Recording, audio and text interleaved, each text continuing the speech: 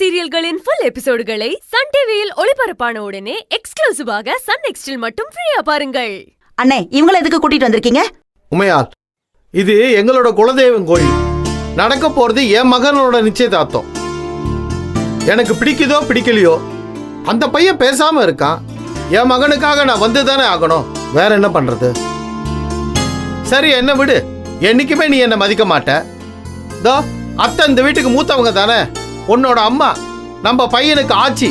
அவங்க வராம இந்த விசேஷம் எப்படி நல்லபடியா நடக்கும்? உங்களுக்கு தான் விருப்பம் இல்லையே, அதுக்காக எங்களெல்லாம் ஒதுக்கிடுவியா நீ? உனக்கு ஜால்ரா அடிக்கிற ஆளுங்களை மட்டும் ரகசியமா போனை போட்டு கூப்பிட்ட.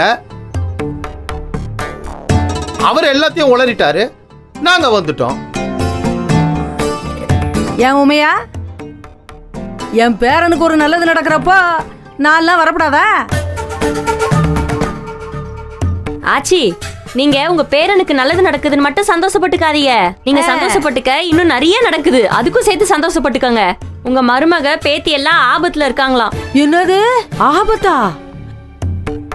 என்னடி சொல்ற? ஆமா, இங்க நிக்கிறாங்கல்ல உங்க மகளும் இதோ இவங்க பசங்களும், அதான் உங்க பேரங்களும் சேர்ந்து அவங்கள கடத்தி வச்சிருக்காங்களாம். ஏய், வாய மூடு. யாருக்கு யார் பேத்தி? அவங்க எல்லாம் என் தம்பிக்கு கள்ளத்தனமா பிறந்தவங்க, கீப்போட பசங்க. ஏ உமையா,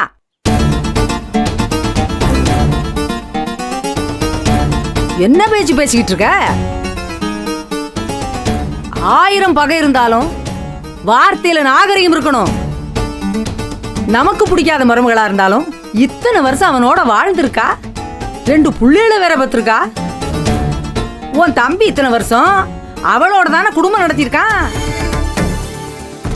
அவங்க எல்லாத்தையும் கொச்சையா பேசிக்கிட்டு இருக்க. அதுவும் கோயிலுக்குள்ள வந்து இப்படி கொச்சையா பேசிக்கிட்டு இருக்க.